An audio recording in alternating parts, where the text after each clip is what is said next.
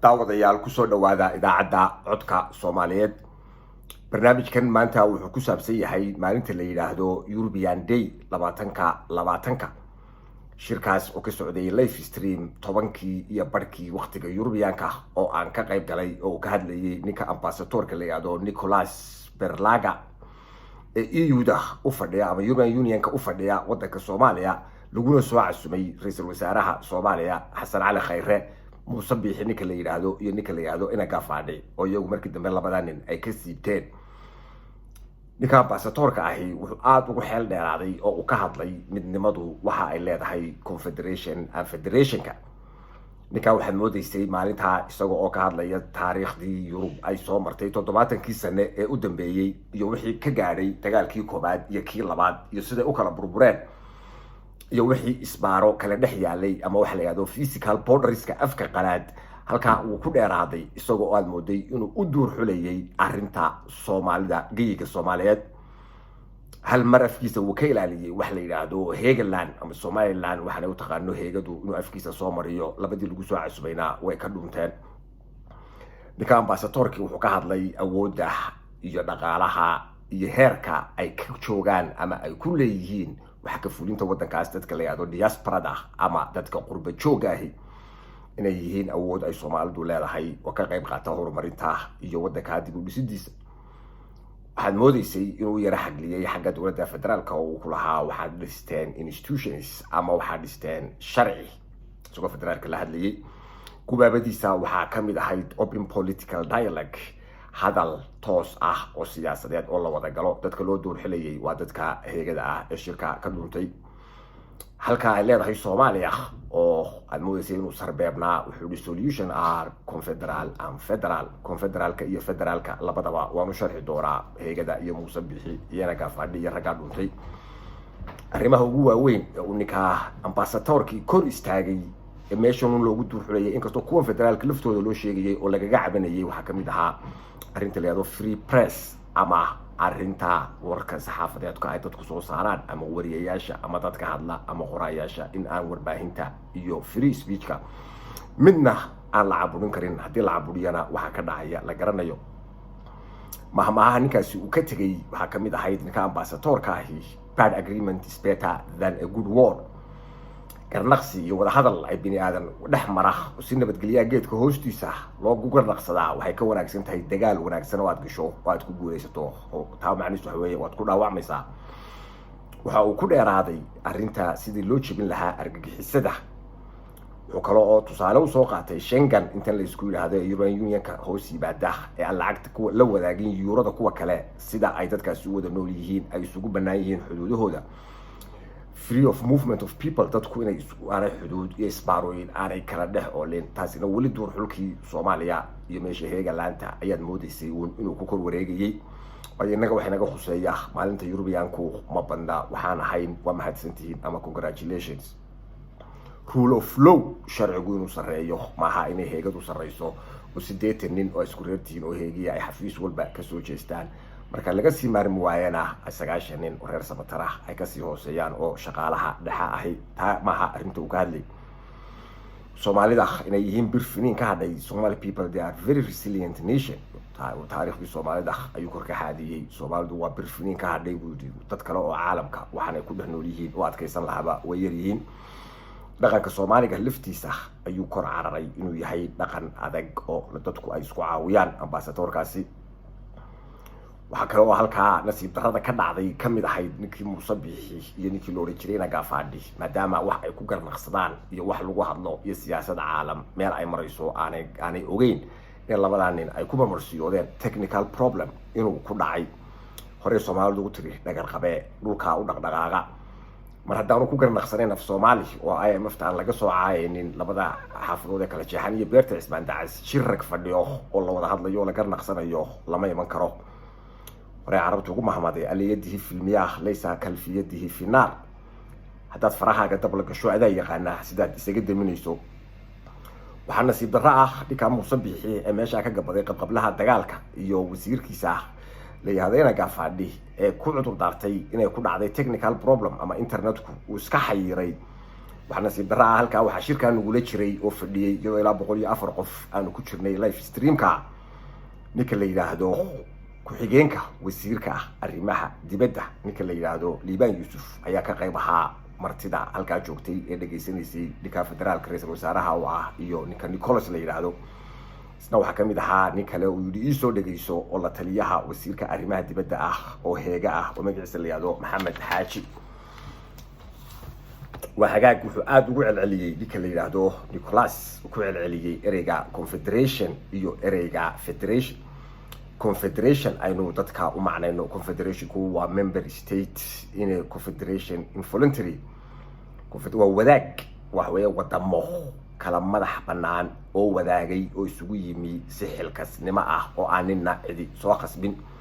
أركتداس لا أركتدي عبد الرحمن تور 1990 يدي وذي أي هاي lacagta oo la wadaago difaaca oo la wadaago arrimaha dibadda oo la wadaago iyada oo la kala madax banaan yahay iyo arrinta federationka oo macnaheedu tahay central government maamul goboleedyo iyo dawlad dhexe oo meel uga talinaysa oo taymika muqdisho ka talisa sida wada ogtihiin Mareykanku bariga hore confederation buu ahayn state-diisa oo dhani kala wada madax banaan confederation bay ahaayeen kala wada madax banaan marka ay federaalka noqdeen federationka isugu yimaadeen waa 1788 markaas oo constitutionka maanta lagu xukumo loo sameeyay halkaas waxaad moodaa xeeriya frontal inay kala dhaceen oo confederation la isla dhaafay ay maanta ku dhex noolahay meesha la yiraahdo Hego Central Government oo horkacayo ninka qablaha dagaal ee aan hor iman karaynin meel lagu garnaqsanayo oo caalamka wada hadlayaan وهالكي وصوف رئيس الله وسدي نكاس رئيس الوزراء هاي وجر نقصني هاي وجر نقصني وجر نقصن لها هكلو أكتين يودا وحنا السكول هذا يونيون كعام يوروبيان يونيون كلفتي سو إنه هاي كونفدرال قرصون ما دام عن شعوب يوروبيان كوغالي كونفدرال إنه يورو يوروبيان يونيون إنه يورو وأي برلمان ودحيا أي وذاقان أي ليه لعق أي وذاقان أي ليه حدوده يسباروين كلا حلا أنا جرين aan idin waxiyo khayr markuu soo galay sawiraha markii ninka odayga ahi uu soo dhaweyntii iyo warbixintii iyo message-kii uu siday oo halka ka sheegay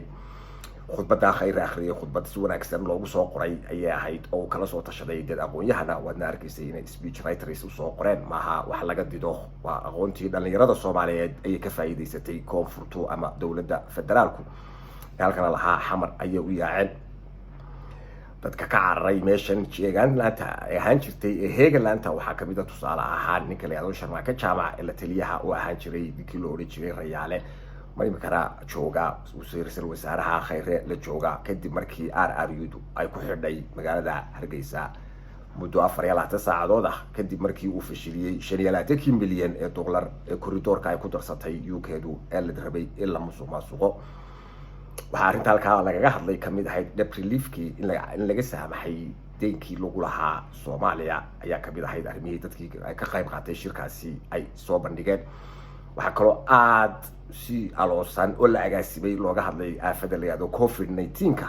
oo aad arkaysay nimanka federaalku ay soo diyaarsadeen gobol walba gabdho dad badan oo ka hadlayay oo shaqaalaha aafada dagaalka kula jira ee safka hore difaaca cudurka kaga jira oo muddo dheer sharaxay si wanaagsan oo la hadlay halkaana uu ninka ra'iisul wasaare Nicholas uu ku dhageysanayay halkii kuwa heegadu ay waxba soo diyaarsan kari waayeen hadhow laakiin la oranayo halkan IMF ta kala hadlayna iyadoo laga dhaxqaynayo labada buurada ee kala jeexan laguna hadlayo af Soomaali burbura oo bila hordhaca oo dhextaal lahayn oo aan gunaanad lahayn waxa ka muuqday halka diyaar garow cilmiyaysan waxay la soo bandhigay ilaa aafooyinkii daadadka ee Puntland ka dhacay kuwa Hirshabeelle ka dhacay oo ay dad u sharaxayeen dadka ka qayb galay dhamaantood qof walba ra'yi gaara ayuu lahaa anigu waxaan soo bandhigay aan kala hadlay ra'iisul wasaaraha Culdoon iyo halka uu ku afduuban yahay iyo sida afka loogaga fadhiistay arintii markiiba indhihiisa ayaa ku dhacay qoraalka oo uu ka jawaabay fariin adag baan hore ugu diray dadka doonaya inay caburiyaan waa hadalkii Nicholas dadka saxafiyiinta iyo journalka kuma shaqeynayso kuwana kuma caawinayno ayuu yiri halkaana mar labaad ayay hungo kala kulantay raga meesha ka dhuntay ninka Nicholas ee ambassadorkii wuxuu yiri waxa indhahayga soo jiitay in dadku halkan ay aad u soo bandhigayaan si indhahayagu qabtaan colaadda iyo caburinta lagu hayo saxaafadda madaxa bannaan leh. arrintaasina I see some concern about journalism iyo dadka warbaahinta dhibaatada lagu hayo arrintaasi iyo free of speech kaba inuu qofku maskaxdiisa hadli karo ee aanu maskaxeega leedahay aanu ku hadlin. waxa ninkaasi halkaa ku tutuusaday arrintaas inay u sheegayaan fariin adagna ay u dirayaan dadka waxa ku shaqaysta inaanay ahayn waxa dimuqraadiyadda lagu sheegaa inay sidaa u nooshahay. waxaa kale oo aa ogtihiin dhammaantiin iminka ay kastaanay shirkaa ku jireen in nin yamani ah oo xamar kasoo heesay oo fanaan ah oo la yidhaahdo Saalax Carab uu meesha ku xidhayay waa nasiib darro isaguna goorma ayuu noqday heegalaan. Soomaalidu hore uga mahmahday khudbadii Nicholas ayaan sii wadaa ay u tiri doqonta usha agteeda ku dhufo hadday garan weydana gogow geli. shirkaas oo dhami wuxuu ku wareegayay meeshani sida ay naxashka u saaran tahay ee aynu nagu tahay waajibka inaga dad ahaan inaynu u tacsiideeyno heegalaantu halka ay gaadhay. si indirect ah ayaa meesha uu ninkaasi ugu celcelinayay sida wadajirka confederationku ay muhiim u tahay iyo wada hadal dialogue hadal toosa. wuxuu kaloo ku daray dad tiro yari ma afduubi karaan ummaddu waxa ay doonayso. marka halkaa waxaan idinku soo jeedinayaa mar labaad inaynu u tacsiyadeeyno heegada naxashka saaran ee ila garnaqsaga soo ku lahaa waanu garnaqsanaynaa goobaha rag isugu yimaadaan maxaa looga cararay oo loo sheegtay in technical problem haysato. eexdii musuqmaasuqii nexjeclaysigii heegadii lasoo urursaday intii nin waliba dib ayuu u fadhiistay marka ay timaado masrax caalami ah oo ay ku wada hadlayaan dad madax bannaan iyadoo oo laga ordayo arrimaha aan weydiinay ee coldoon iyo wixii u dhigmaa iyo deynka la cafiyey iyo institutionka lagu amrayay in institutionkii la furo oo dialogue la sameeyo. waxaas oo fariina ayaa dhibaysa halka dambe in la fariisto oo shaashado 8 nin oo saxabka isu garaacaya oo heegiya ay soo fadhiistaan hadhowna af Soomaali lagu qayliyo mooyaane meel kale oo loola kici kara ma jirto. Soomaalidu hore heesti waxay bustaanka dhexdeeda boodboodooy baruun baad banaanka iman. dhammaantiin Ramadaan Mubaarak waa mahadsantiin.